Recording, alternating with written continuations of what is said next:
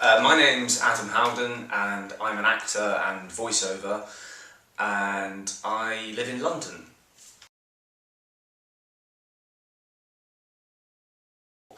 Right, I'm best known for my work on video games. I do character voices in video games, as well as character voices on commercials or other voiceovers, and and I work in TV on and off. And but I would say that I'm best known for my work on video games, and the games that I've done, some of them have been pretty big games actually, like Star Wars: The Old Republic, the Dragon Age franchise. There's Dragon Age Origins, Dragon Age 2, and their sort of expansion packs. I do the voice of Tintin for the Tintin game, a game called Xenoblade Chronicles, which doesn't get enough credit because it's a really good game.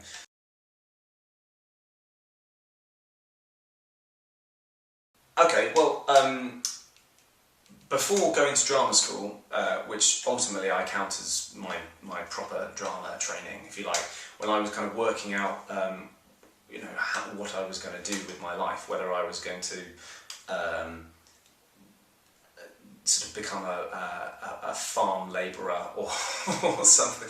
I went to Stroud College. I was there from 1999 to 2001, and I studied A-level drama, English literature and film studies, and it was from there that I decided that I was going to apply to drama schools. And at the time, a lot of drama schools weren't part of the UCAS system. There were only one or two of them, I think, that were part of it. But I just went, I don't care, I want to go to drama school, and I worked out that becoming an actor was what I wanted to do. So I researched into all of the different schools and applied, and got into one called Drama Centre. And Drama Centre, it's probably been going as a drama school for about 50 years. It's one of the top London drama schools.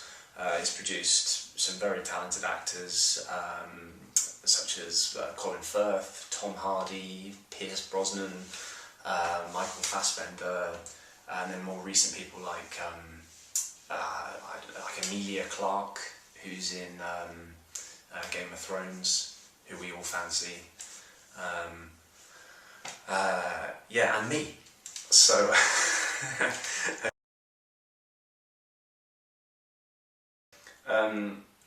initially, to kickstart my career, I went to drama school.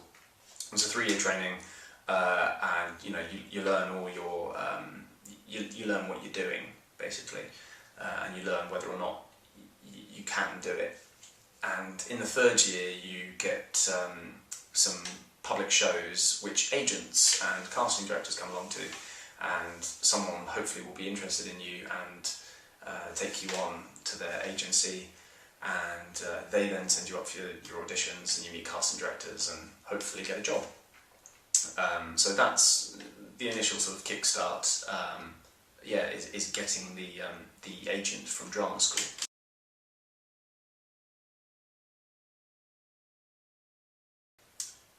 Right. To get into voiceover work, I was on my first television job. It was a show called Ultimate Force, starring Ross Kemp.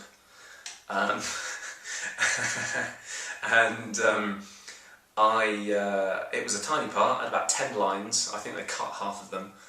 But on the days I was filming, I was sharing like this sort of caravan trailer thing with another actor, and I was just fresh out of drama school, shooting my mouth off, going, yeah, I want to get into voiceovers. It sounds quite fun, sounds quite easy, heard it's good money, and this guy, who I thought probably was just fed up with hearing me yapping, and he was just trying to get on with his Sudoku, went, I've just started a voice agency with a friend of mine who's a really good agent.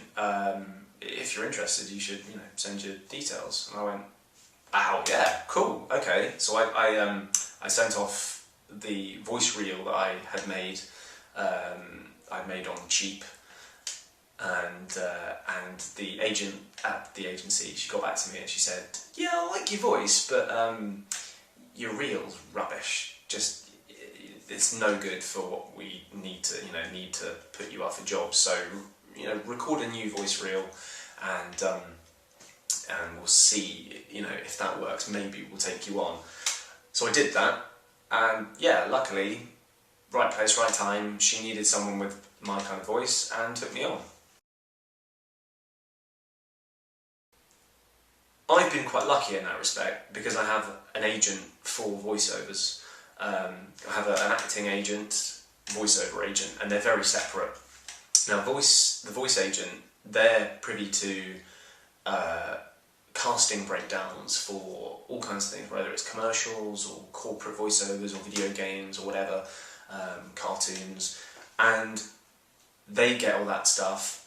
They get a breakdown which will say, this is the type of character, the age, and they then, if they think I'm right, they send a voice clip of me to that casting director or the advertising agency or whoever to try and get me in the door for either an audition or to get the job. Sometimes with voiceovers, you don't have to audition. They use your voice clips as your audition, which is very nice. It saves a lot of time. But yeah, so in terms of applying for jobs, I don't really do that myself. I might have done once or twice, but yeah, on the whole, that's why I have an agent. They take their, I think, 15% if I get the job. So and I think they earn it.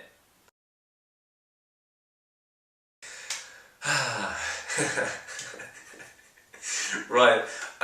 Well, I mean, you've probably all heard the term resting actor. I'm not sure if there really is a typical day, a typical day in the life of an actor, because every day is quite different, or can be very, very samey, depending on what you're doing. If I have a job, if I have let's say I have a voiceover. Let's say I'm working on a video game and I know that I'm going to go into a recording studio for 4 hours to record, maybe just one voice, but maybe it's a big character in the game, and we're going to just do 4 hours straight recording. I will get up in the morning. I will do a thorough vocal warm up. A lot of it is the sort of stuff that I did at drama school for singing classes. I'm not a great singer, but it doesn't really matter. It's opening up the voice and doing sort of tongue twister exercises in order to be able to say difficult sentences and what have you, just to make sure that your voice is ready for the job. Because sometimes you turn up to a voiceover, and it can be very early in the morning. You're in there at 9 o'clock, and if you haven't done a proper voice warm-up, you feel it, especially if you're being asked to shout and scream and what have you, because quite often that does happen in games. They're quite dramatic often, whether it's a war game or whatever.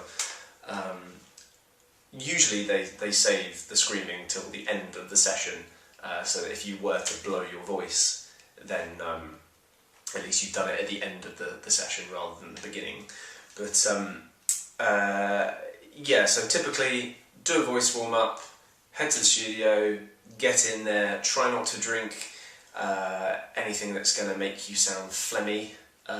Sucking on apples is quite good. I don't know if it's to do with the acidity or whatever, but it seems to stop my voice from being stop my sort of mouth being full of saliva and clicky.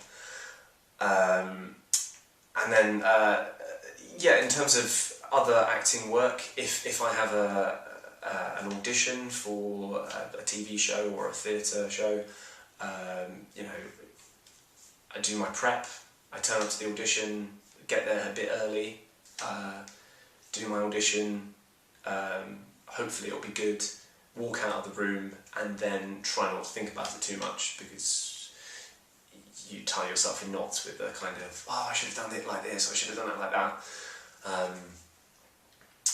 But yeah, no, a typical day for an actor can be very, very different. It really depends what you're doing. You know, if you're filming something, like recently I was filming like a corporate film. It wasn't terribly exciting, but you know, paid quite well. Some days I was getting up at like 5:30 in the morning, and then travelling across London to get to somewhere for 7 a.m, which is not fun, but once you're there and doing it, you're like, oh great, I'm working, I'm happy. So, you know, and yeah, so sometimes I think filming TV shows and films, those are generally are your longest days. You know, it's not uncommon to be sort of 7 in the morning till 7 at night, something like that, like on Hobby City. You know, they're long days, but it's the job, and once you're doing it, you're happy and you're just glad you've got a job, and yeah.